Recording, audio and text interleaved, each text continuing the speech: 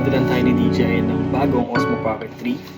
Brand new, sealed. So, bago ko siya buksan, sasabihin ko muna sa inyo kung bakit nila ako pinadala ng bagong Osmo Pocket 3. So 5 days ago, nagka-problema ako dito sa DJI Osmo Pocket 3 ko. In-update ko siya ng hardware and after nun, nagka-problema na siya.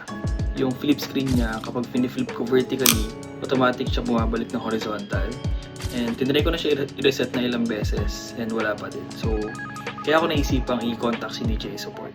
So, gamit yung Mimo app, mabilis lang din yung progress. 3 days lang, nabigyan na nila ako ng bagong Osmo Pocket 3 and ito na siya. So, sa Mimo app, pumunta lang ako sa profile, then DJI Support, then live chat. So, sinabi ko lang yung issue sa kanila and nag-send ako ng video for proof na may problem yung camera ko. So, para ma-resolve yung problem ko na flip screen, pinapadala nila yung DJI Osmo Pocket 3 ko sa service center nila dito sa Saitama. So, pinadala ko yung camera gamit yung Yamato Transport, cash on delivery. Padala natin sa 7-Eleven. Takyo-bin animation. Ito na yung shipping receipt natin. Pinadala ko siya ng March 21. So, kinabukasan, na-receive na nila yung camera. Then, na-inspect na rin nila. And the same day, pinadala na rin nila yung camera pupunta sa akin. Then, the day after nun, which is ngayon, ito na siya, dumating na siya sa atin. So, buksan na natin siya. Scalpel ko.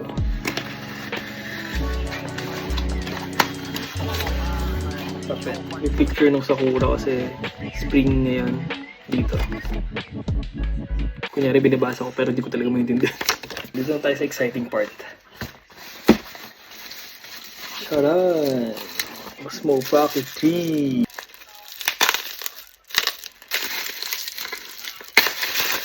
Ang pinalitan lang nila is yung pinaka-camera.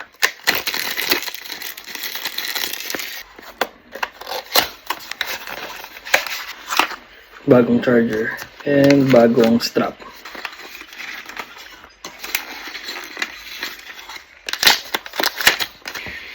Bango talaga ng bago. Sarap, crispy, bagong bago. Try natin siya i-open. So ito na yung bago nating Osmo Pocket 3. And mukhang hardware issue nga talaga kasi pinalitan nila ng bago. Parang bago yung camera ko ngayon.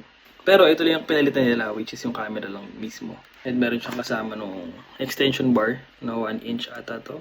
So kung nandito ka sa Japan and kung may problema ka sa DJI device mo, kontakin mo lang yung DJI support nila, tutulungan ka nila and mabilis na yung process. 3 days lang meron na ako nitong bagong Osmo Pocket 3. So yun lang, share ko lang yung experience ko nung DJI support nila. So thank you for watching. Kung may DJI support experience ka rin, please comment down below and please like and subscribe.